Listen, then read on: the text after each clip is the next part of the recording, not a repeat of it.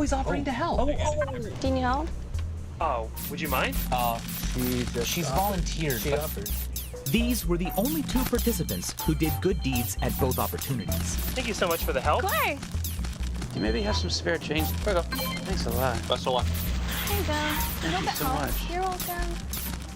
All right, let's go talk to her. Another good person. What motivated you to give the man money? I tend to give people money often. I don't know if that's the best thing. Interesting. So 2 people both cleaned and donated money, but everyone else either cleaned and didn't give, or didn't clean but gave in some form. What do you think about how everything went?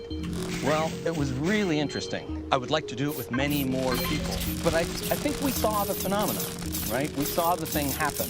Something we weren't expecting, actually, is the sort of the gap between what people did and what they said about why they did it. Yeah. Right? And that's something, I mean, social psychology generally has learned to be very suspicious of people's rationales or justifications for their own behavior.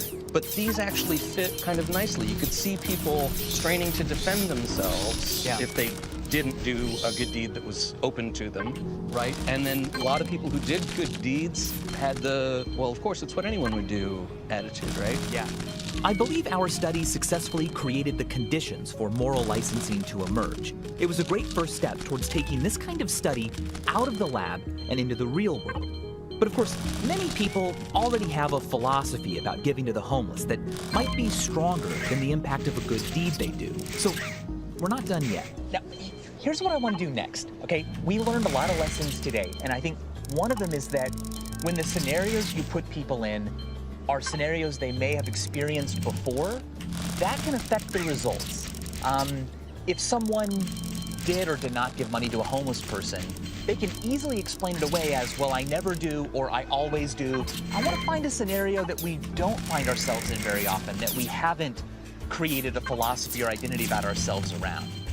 For instance, allowing someone else to take the blame for something that you did, because that seems like a scenario where all of us would say we would never let that happen.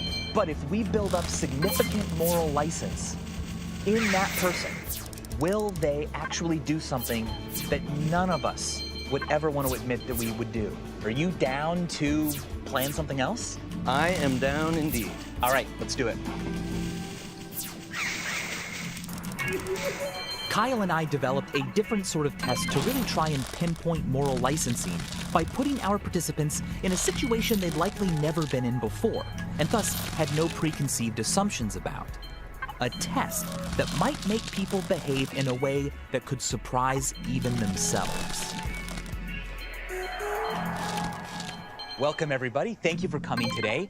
In a nutshell, what we're doing is we're going to see if we can get people to do something that almost all of us would never admit we're capable of doing. To allow a child to take the blame for a crime they committed. And we're going to do that by using moral licensing. Early on in the demonstration or experiment, they're going to have an opportunity to donate money. To really up the value of their moral action, we will tell the participants that for every $1 they give of the money they've made today, 100 times that amount will be given to children's hospitals. So if they donate just $1 today, they'll feel like they gave $100. We're giving them a chance there to do something morally good that will hopefully make them feel like they don't have to step up and keep this innocent child from taking their fall for their crimes. Oh, well, They tell me just this rank think they're coming one. to test out really cool VR equipment Yes. at the YouTube. I did it. No bomb, but I will take it. Oof.